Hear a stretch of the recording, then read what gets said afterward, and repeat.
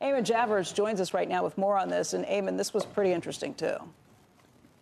Yeah, Becky, it was fascinating. This was something that we had never seen before. This was Attorney General Merrick Garland and Treasury Secretary Janet Yellen appearing side by side to announce criminal charges and a plea deal with Binance and its CEO, Changpeng Zhao, known as CZ. Now, Garland underscored that just in the past month, the Justice Department has now prosecuted the CEOs of two of the world's largest cryptocurrency exchanges in two separate criminal cases. First, Sam Bankman-Fried of FTX, and now Changpeng CZ Zhao of Binance. The message here should be clear. Using new technology to break the law does not make you a disruptor. It makes you a criminal.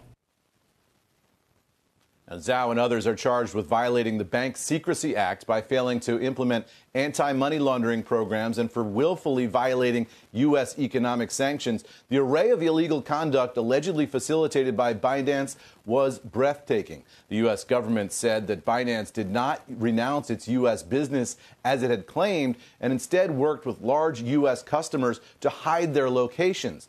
And the government said the crypto exchange even developed a process to notify VIP users if they became the subject of a law enforcement inquiry.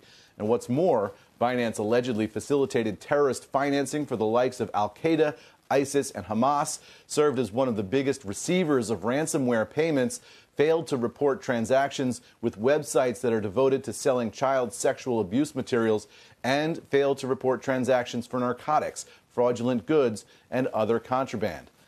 Now, as for CZ himself, he issued a statement saying he had made mistakes and must take responsibility.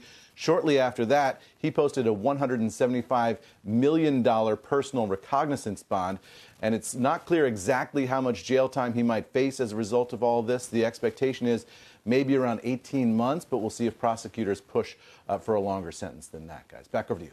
All right, Eamon, Joe and I are already going back and forth on this. Just not an FTX. I'm looking for some really good stuff in there. But I think, this is where we differ. I think he's getting off with a complete slap on the wrist. No, he is. He created a net worth for himself. Did he do a lot worse? $23 billion. He's only going to pay $50 million.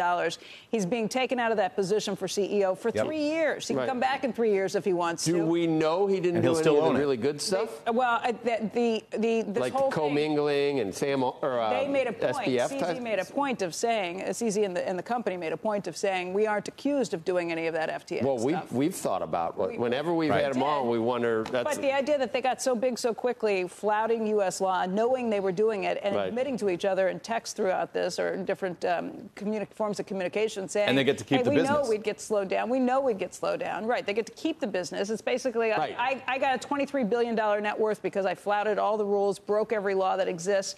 You're going to tell me to get back $50 million of that and maybe spend 18 months. He could get up to 10 years, but if he gets more than 18 months, he gets to appeal the whole decision anyway. So he's probably not going to get more than 18 months. It's a new technology. So look, here's the deal that was on the table, right? The U.S. government wanted to get crypto and these exchanges inside the U.S. law enforcement regime. They get to do that here. They're going to have monitors inside Binance. They're going to get access to all these SARs, all the suspicious activity reports going back years, right? That is a huge intelligence trove in terms of terrorist financing, drug dealing, all kinds of stuff that the U.S. gets. Is that called SARs? God, don't bring up SARS. Jesus. SARS, S-A-R, Suspicious Activity Report, not the disease. Don't bring although it might feel like a disease if you're a financial institution. That's all we need. Look, so the U.S. gets to assert control and dominance over this crypto exchange, which is the largest in the world, and has access to all of this massive amount of data, and sends a signal to the global financial community that crypto is under the U.S. Law enforcement regime, which it hadn't been before. And he was an in exchange, CZ gets to keep the control of the business. He's going to do some jail time, and he gets to keep his billions. Right. That's the deal. Eamon, he's going to do jail time because he's... What is it looks to me, and I don't know if they become the winner in this, Brian Armstrong and Coinbase, the one company that's tried to, I think, do it on the up and up. That's my sense of it. But at the same time, obviously, the SEC has filed suits against it, not obviously in any kind of relation to these issues at all.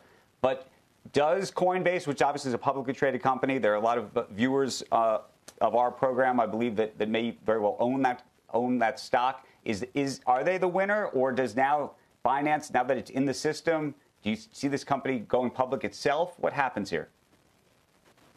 Well, look, I mean, I think it depends very much on what crypto buyers want, right? Do they want a U.S. regulated crypto exchange that operates under the law enforcement of the United States or not? If they do, then you would think that these headlines would be a massive blow to Binance, and people would pull their crypto from that exchange and say, wow, I didn't know that they were doing all this terrible stuff. I'm going to go with someone else. It's not clear that that's what crypto buyers actually want, though. I mean, crypto buyers, part of the appeal of crypto going back years was that it was, out of government regulation. It was offshore. It was non-governmental. It was sort of this anarchic thing. And that was part of the appeal of buying into the crypto space in the first place. So we'll see how users react. It's very different from a normal corporate situation where customers might react in a much more predictable way.